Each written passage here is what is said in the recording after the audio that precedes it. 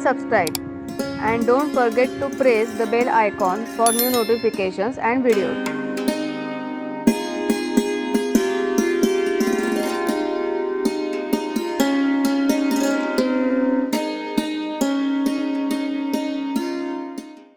आता वेद हे अपौरुषीय आहेत अशी सामान्यपणे समजूत सगळ्या लोकांची. पण अपौरुषीय म्हणजे काय हा पुन्हा प्रश्न इथे उपस्थित होतो. कशाला अपौरुषीय म्हणायचं? आला प्रश्न. पुरुष या शब्दाचा अर्थ काय? आला पुन्हा प्रश्न. पुरुष म्हणजे पुरुषापासून निर्माण झाले नाहीत ते अपौरुषीय असं जर म्हटलं तर पुरुष म्हणजे मनुष्य झाला, माणसापासून उत्पन्न झालं नाही आणि म्हणून देवाने निर्माण केले असं म्हणतात. पण वेद हे देवाने निर्माण केलेले नाहीत. सृष्टीच्या आरंभीच वेद निर्माण झाले आणि पहिला मनुष्य जन्माला आला त्याचवेळी वेद त्याच्या हातात ठेवला गेला अशी काहीतरी लोकांची कल्पना विक्षिप्त आहे. ही कल्पना हिंदूंची खरी नाही. ही बायबलपासून आलेली आणि कुराणापासून आलेली कल्पना आहे. की कुराणापासून मुसलमान तोपर्यंत नाहीच. कुराण नसेल तर मुसलमान नाहीत, बायबल नसेल तर ख्रिश्चन नाहीत, तसं मग वेद नसतील तर हिंदू नाहीत. म्हणून जगाच्या सुरुवातीपासून वेद आहेत असं म्हणायची सुरुवात झाली. पण तीच चुकीची आहे, कारण वेदामध्ये असं कुठेही म्हटलेलं नाही. सृष्टीच्या आरंभी काही नव्हतं, इथूनच चालू केलेलं आहे. सत पण नव्हतं, असत पण नव्हतं असं जो ऋषी सांगतोय सो वेद होते असं म्हणेल का? कारण वेद हे सत आहेत ना, ते नव्हतेच त्यावेळी असं ठामपणे ऋषी सांगतोय. म्हणून हे आपल्याला वेद हे अपौरुषीय म्हणजे सृष्टीच्या आरंभापासून आहेत असं म्हणणं मान्य करता येणार नाही. अपौरुषीयातल्या पुरुषचा अर्थ काय करायचा? पुन्हा प्रश्न आला. पुरुष म्हणजे आपल्या अंगातली ती एकमेव अद्वितीय शक्ती, आत्मा ज्याला म्हणतात, ईश्वर ज्याला म्हणतात, त्या ईश्वराचा अंश ज्याला म्हणतात त्या शक्तीला पुरुष असं म्हणतात. आता तो जर असेल तर त्यांनी निर्माण केलं नाही असा अर्थ धरून हे लोक बोलतात का अपौरुषामध्ये? नाही, अपौरुष म्हणजे मानवनिर्मित नाही असं त्यांना म्हणायचं असतं. पण पुरुष हा जर अर्थ घेतला मी आत्ता सांगितलेला की आपल्या अंगात असलेली जी शक्ती जिच्यामुळे आपलं जीवन चालतं तिला पुरुष असं वेदापासून उपनिषदापर्यंत सगळ्यांनी म्हटलेलं आहे. मग त्यांनी बनवलेले नाहीत वेद, आणि तेच मी म्हणतोय वेद हे देवानी बनवलेले नाहीत, देव माणसांनीच बनवलेले आहेत. आणि म्हणून या वेदांमध्ये खूप इतिहास भरून राहिलेला आहे. म्हणजे कुणी राजांनी काय पराक्रम केला हे जसं आहे तसं कुणी ऋषींनी काय शोध लावला हेही दिलेलं आहे. आणि म्हणूनच पुढे म्हटलं आहे की महाचमसाच्या पुत्रांनी एक व्याहृती जास्त निर्माण केली. अगदी पहिल्यांदी 3च व्याहृती, त्या भू, भुवा आणि स्वाहा. यांनी महाचमसाच्या पुत्रांनी मह नावाची व्याहृती निर्माण केली. व्याहृती म्हणजे काय त्याचाही अर्थ कोणा पंडिताला समजत नाही. मला तो अर्थ उलगडला आहे तो तुम्हाला सांगतो. व्याहृती या शब्दामध्ये वी अधिक आ अधिक ऋती अशी फोड आहे. ऋतीमध्ये रू धातू, रू म्हणजे घेणे, रू हरण करणे म्हणजे आपल्याकडे घेणे, आ म्हणजे सगळ्या बाजूनी, वी म्हणजे विशेष रीतीने आपल्याकडे जे घ्यायला हवं त्याला व्याहृती असं म्हणायचं. काय घ्यायला पाहिजे?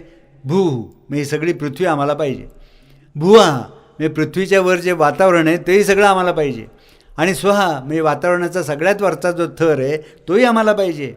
हे तिन्ही मागत होते आमचे लोक ऋषी पूर्वीपासून. आज जशी हवाई हद्द असते तशी हवाई हद्द ते आमचे आहे असं म्हणत होते, आम्हाला पाहिजे. स्वर्गापर्यंतची हद्द आम्हाला पाहिजे अशी त्यांची मागणी होती. ही मूलभूत कल्पना. नंतर काय झालं, हिंदू धर्माच्या डोक्यात खूळ चढलं आणि मग हे आम्हाला नको ते आम्हाला नको हे चालू झालं. देहाची सुद्धा निंदा चालू झाली. मग देहच नको तर देश कशाला पाहिजे हे चालू झालं. मग राजा कोणी का असे ना, आम्हाला काय करायचे, मुसलमान बादशाह असो नाही ते इंग्रज राजा असो आम्हाला सारखंच. ही वृत्ती निर्माण झाली. ही मुळात नव्हती, वेदामध्ये नव्हती, उपनिषदात नव्हती, कुठेही नव्हती. ही विजिगीषू वृत्ती पूर्वीपासून आमच्याकडे होती आणि म्हणून भू, भुवा, स्वाहा तिने आम्हाला पाहिजे असं ते म्हणत होते. आणि मग महाचमसाच्या पुत्रांनी शोध लावला की या स्वर्गाच्या पलीकडे एक लोक आहे, त्याला महरलोक त्यांनी नाव दिलं.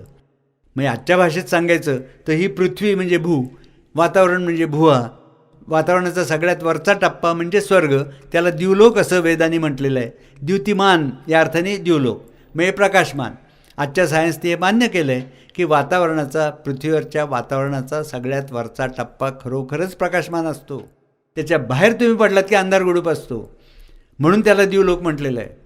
आणि हा बाहेर पडलेला जो अंधार गुडूप असलेला जो प्रदेश जो आपल्या सूर्यमालेत असतो त्याला मह असं नाव या चम्मसाच्या पुत्राने दिलं.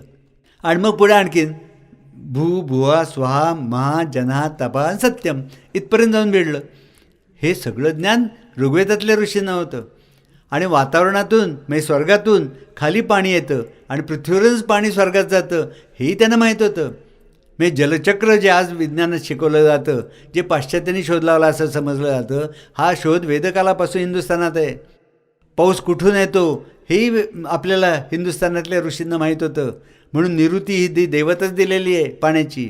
तिकडून नैऋत्य दिशेकडून येतो पाऊस. नैऋत्य मान्सून वारे तुम्हाला भूगोलात शिकवलं जातं, पाऊस आणणारे वारे. हे सगळ्यात महत्त्वाचं आहे. वेदकाळापासून हे ज्ञान होतं. पण हे कुणी कुणाला सांगत नाही, कुणी कुणाला शिकवत नाही, कुणी अभ्यास करत नाही. अशी दुर्दैवी स्थिती आज निर्माण झालेली आहे.